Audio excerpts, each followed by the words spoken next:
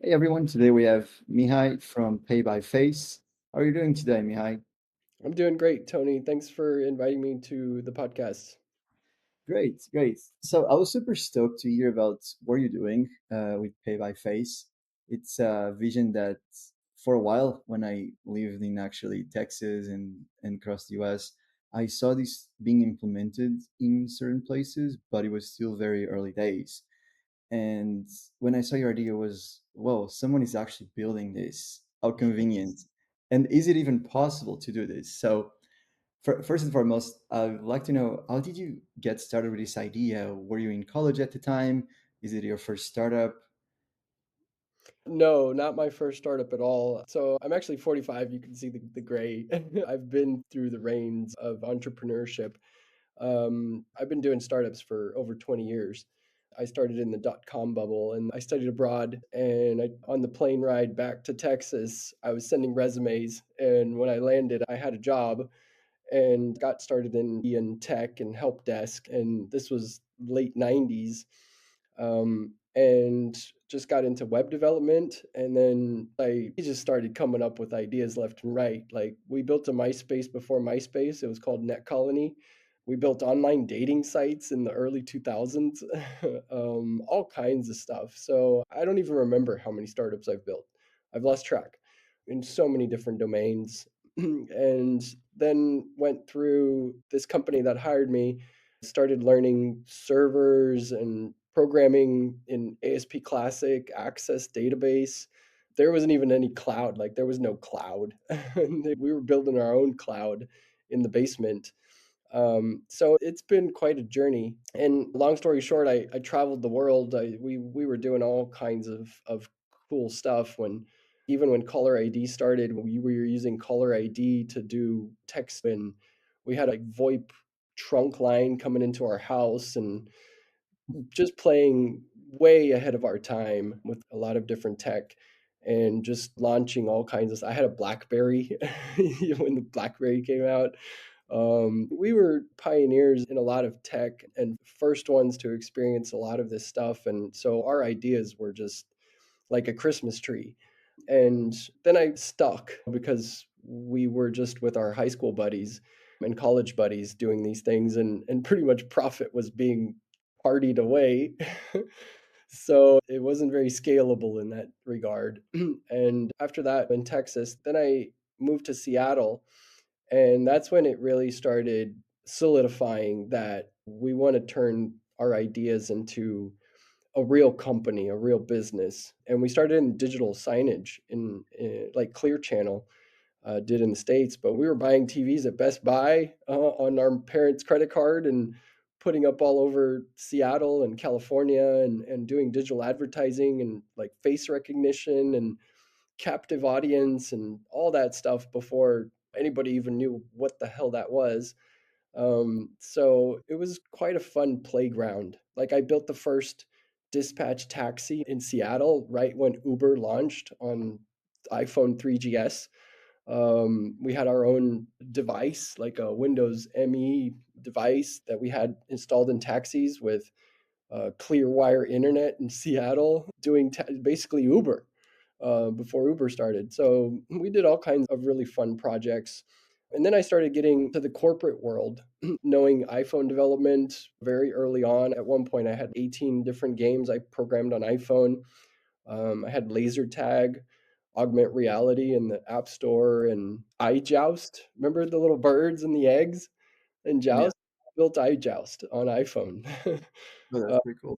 and then years passed by, and just to jump to the pay by face story, I ended up living on a mountain on a sailboat. I had burnt out on tech. We had done so many things, and I was like, I'm just gonna go plant some grapes and make wine. Like that's about it. Your first exits before you did that, or it was just spontaneously doing it on a It budget? Yeah, it was just spontaneous. I found some property in Seattle, and I was so burnt out on tech. I just decided to let's just go out and play in the dirt. So tired of being behind a laptop. But I had my mom, 'cause I was born in Romania actually, and we moved to the States when I was 5. So it had been a long time, like 25 years since I had been back to Romania. I'm in Bucharest right now. And my mom was just like, "Hey, why don't you go back to Romania? Go see your grandma, go eat some good food or whatever." And so I got on a plane and I came to Bucharest about, shoot, almost 8, 9 years ago. This was like at the end of 2018, 2019. And I came back to Bucharest, and within 5 days, I realized this is the new Wild West in Europe, Eastern Europe at that time. And open banking and the idea of changing the landscape of payments was just barely starting to be in discussions among VC groups out here. And I realized that with my experience, I never played in fintech. There wasn't even the word fintech back then. It was just like try to build some cool new payment app. And I was at a restaurant in Bucharest, and the waitress came out after I had my coffee, and she was like, "How would you like to pay, cash or card?" And in the States, nobody asks you that. You just pay and you go. And so my engineering brain was like, "What do you mean, how do I pay? Like, why don't I just pay with my face? Why does that matter?" And then I thought about it, I was like, "Wait, I could build that." And that's how it tangibly turned into, I can do this. Let's try it. There'd been other discussions about an idea of this sort, but that's when it really clicked. And I was like, "Ooh, I can do this." And so this was, you can imagine, this was like in the 2019 pre-pandemic. So we didn't know what was right around the corner. And so I just started building a prototype, and I had this really clunky Android device that I tested it to see if it would recognize me. And I had dabbled in face recognition, but it was still very infant tech. And it worked. But then it was like, okay, can I tie my face to a bank card, like a debit card or something, and tokenize the card and do some sort of e-commerce transaction and behind the scenes? And it took a while. It took almost a year to figure out how to connect into a payment gateway and do that whole e-commerce thing because it was still pretty new. Even the gateways weren't fully baked. So we came up with an actual working demo, launched a coffee shop in Bucharest, right at the end, like somewhere in 2019. And then we got accepted in Startup Bootcamp Accelerator in Amsterdam. And me and my wife and my 1 year old at the time, we got in our car and we drove from Bucharest to Amsterdam to participate in Startup Bootcamp. And then just within a month or so, COVID hit Europe and we were stuck in our apartment. So it's okay, we have this really cool idea and we got to figure out how we're going to pay with our face in the middle of COVID locked in our apartment. That's a challenge. Very big challenge. So that probably slowed down the whole process that you had envisioned and planned out for the startup. And It did, but it put us in the pressure cooker, right? So we really had to squeeze something out. And it was interesting because in COVID, locked in our apartments, nobody wanted to open the door, nobody wanted to interact with people. And so we figured maybe this is actually good because, of course, you can't touch anything. So maybe this is just right for us. And we came up with a way to use Pay by Face for delivery. The pizza guy or Glovo guy came by to the door, he could scan our face through the window. We didn't have to open the door and approve the transaction through the window and make a payment and then open the door when the guy left. So the pitch was actually really cool, and it made a lot of sense. And at that point we realized maybe this is a fad, maybe this is trend, but we can run with this. And the rest is history. In the last 7, 8 years, it's been quite a ride. so going back to that moment when people could pay by face just through scanning via their window, before was just it's with a code, right? We have to show our code to the driver or yell it out loud. But this, it just allows us to scan and know that's the right person to deliver. Correct. Yeah. So you had authentication, authorization, payment, the entire life cycle of a transaction, typical e-commerce transaction in within a few seconds. Well, fascinating. And how was it going to market with this idea and implementing?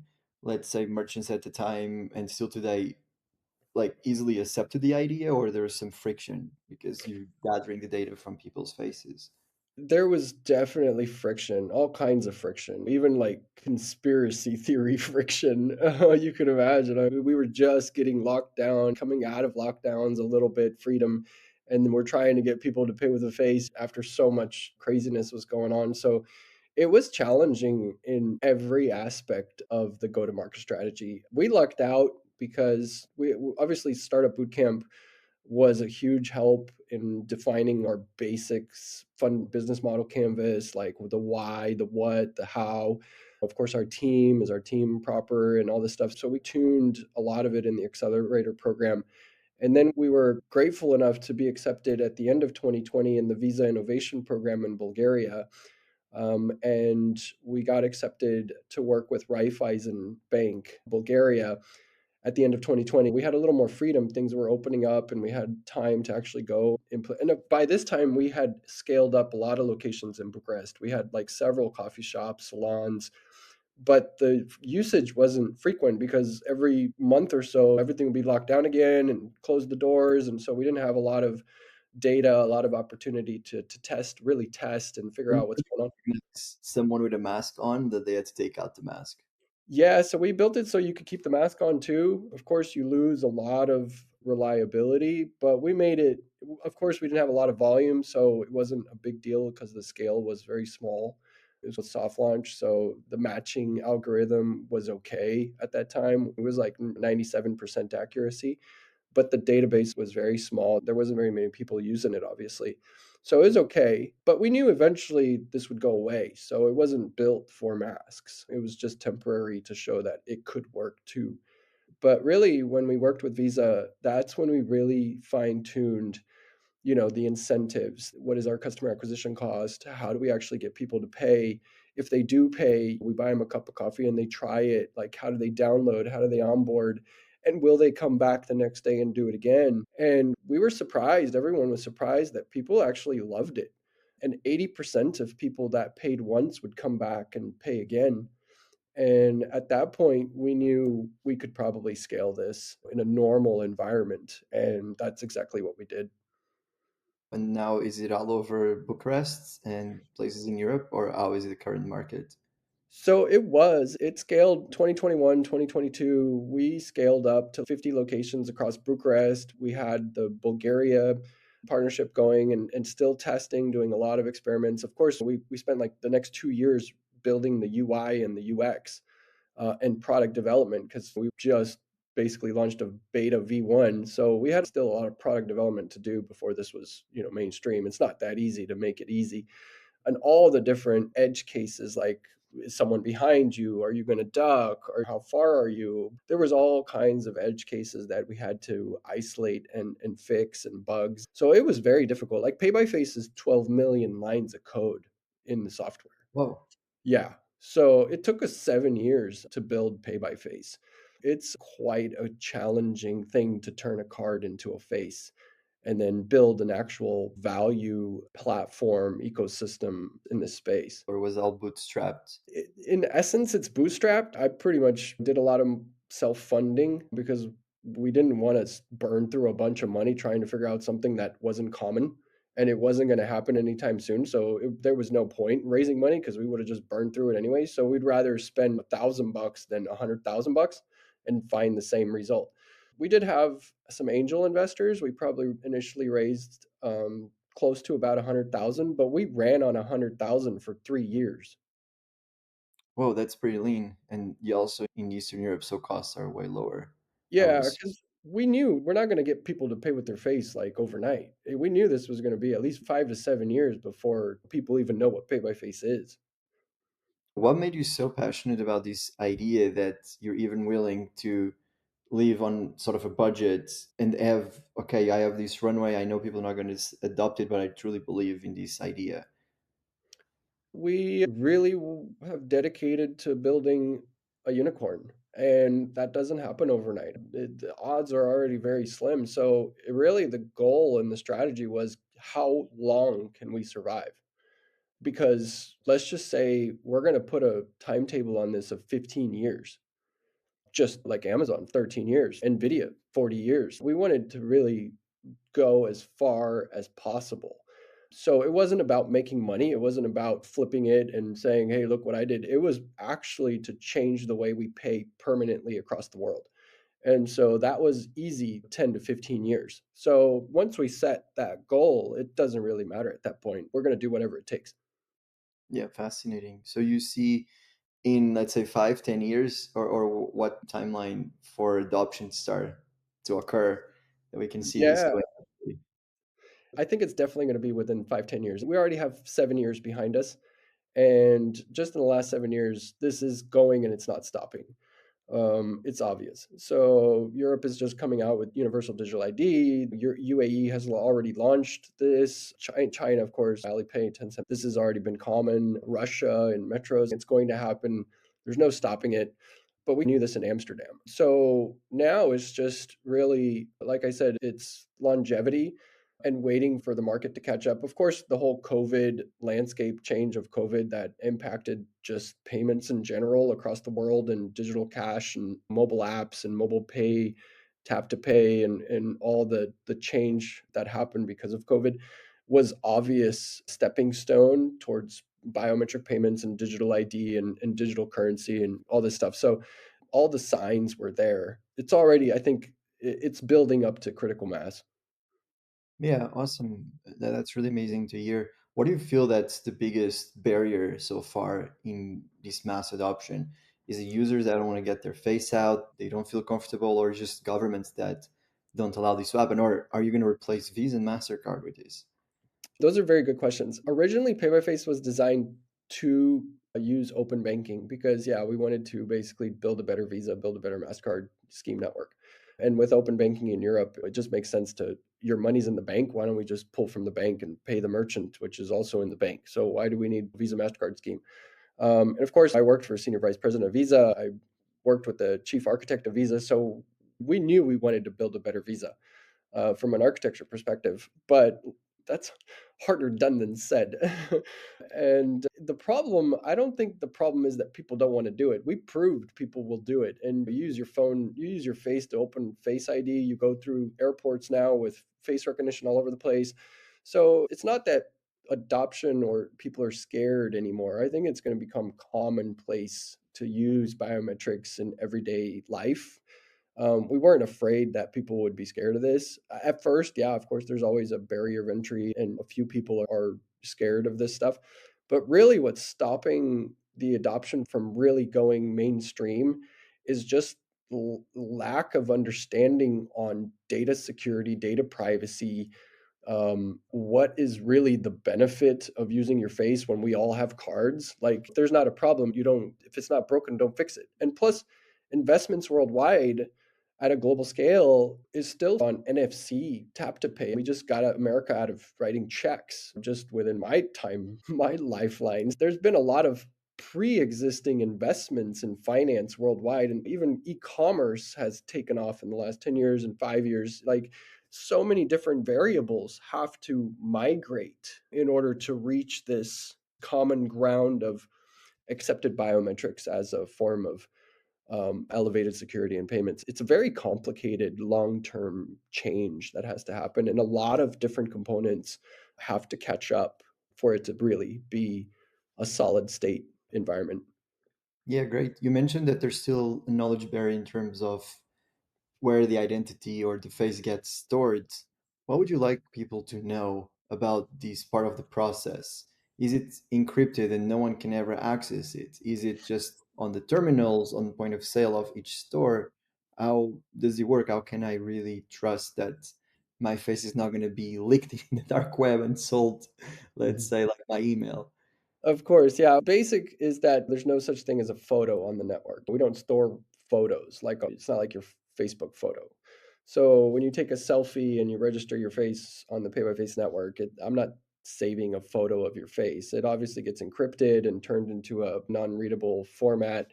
And that's also just for scalability. There's no way I could store photos, a billion people. We need our own server farm. So there's a lot of architecture, proprietary architecture that, based on performance engineering and scalability, that just makes sense. You're basically a number, a very cryptic number, and all the matching is done locally on the phone hardware, because it's powerful enough to do the face recognition and stuff. But we have other things like liveliness, geofencing. You also have basically pin on glass. and a lot of different mechanisms. So it's not just one factor authentication, it's actually five factor authentication.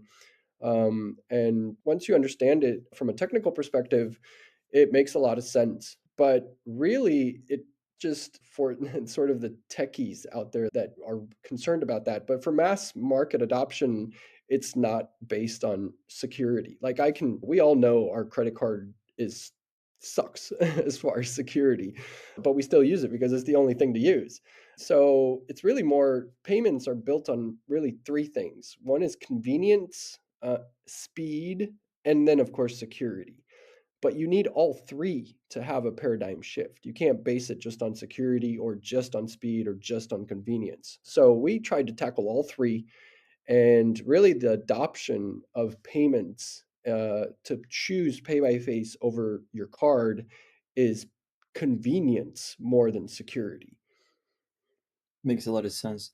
One of the use cases that come to my mind, and I'd like to know your comment on this, is particularly in Europe and also in the US, there is a refugee or migrant crisis. Do you think this could be a way that we can bank the unbanked with sort of a wallet by their face when they have no bank account, they have no social security number, and maybe even the government wants to give them an X amount of money for basic needs and go to a supermarket? Would this make things more even and fair? Absolutely, I think. Yeah. We actually designed a system for India. I've been to India 9 times, and we designed it so that basically a guy selling coconuts in Mumbai use his Android phone and take payments with people's faces. And then we even tried this in South Africa, but there's on phone numbers basically on your SIM chip, and you use that as a banking account. We tried different variations, but we really didn't want to have that as our core product offering. We're not really trying to solve the unbanked space. We can definitely use this in that way, like meal cards, expense tracking, and government digital ID for benefits, things like that. We even built a version for blind people. We worked with EY to come up with a way to have people with disabilities for them to pay because it's really hard for a blind person to figure out if it's a MasterCard or Visa. So it was a much easier for them just to hold their phone up and pay. I actually never thought about that, and it's a real problem. The gentleman that was in our test lab literally broke down in tears when we told him you just paid, and he just started crying in front of us. Can't imagine what someone like going through that feels, right? There's so many use cases, it's unbelievable. Since you mentioned Seattle earlier, I have seen a lot of these Amazon stores where you go in and out and you just hold your shopping cart and everything is paid. Are they also using this technology? I think that's they're using Palm from what I've been aware of. I'm not really sure how their tech works. We chose face recognition. There's eye, there's voice, several different ways biometrics can, different mechanisms in biometrics that can be used. But we chose face just because it's your face. There's a personality behind it. And everything on social media is about your face and your public appearance and your personality and your character and stuff like that. So we just chose face just because we think it's better from Yeah, an it makes. experience. Is there a place where I can go today and try this technology that you recommend? So you can actually the apps are all available on Android and iOS. Just search Pay by Face, all one word, and you can download the app, sign up. We have it available, I believe, in over 30 countries. But part of the story is that we didn't really want this to be everywhere because we still have a lot of work to do. We wrote 12 million lines of code and it works amazing, and we know it'll work, but there's still some challenges in how we're going to scale this up from a business perspective. We chose SaaS and then possibly even transactional, but really, we're not a payment service provider. We didn't reinvent payments. I didn't build a payment system. I just changed the experience layer and took payments beyond the transaction. I basically made payments fun, but I didn't reinvent the way we pay. And we leverage existing payment gateways, like we integrated into a payment gate, just a regular PSP e-commerce gateway. And we leverage all the existing certified tokenization online. It's basically an online payment when you pay by face.